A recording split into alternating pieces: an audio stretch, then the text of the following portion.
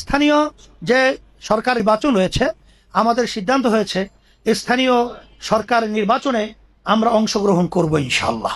আমরা এককভাবেই আল্লাহর রহমতে আমরা নির্বাচনে প্রতিদ্বন্দ্বিতা করব ইনশাআল্লাহ। আর সাথে সাথে আমরা স্থানীয় নির্বাচনের সরকার আমরা বিশেষ করে ঢাকার দক্ষিণ এবং উত্তরের সিটি মেয়র হিসেবে আমরা প্রার্থী আল্লাহর মধ্যে ঠিক করেছি।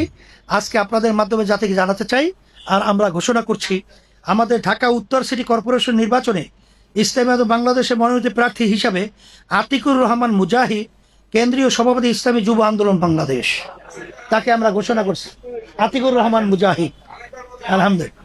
আর ঢাকা দক্ষিণে আমরা প্রার্থী হিসাবে আমাদের সাবেক ছাত্রনেতা হাফেজ মাওলানা ফজলুল করিম মারুফ, আমাদের কেন্দ্রীয় প্রচার ও দাওয়া বিষয়ক সম্পাদক, আপনাদের সুপরিচিত, আপনাদের মহব্বতী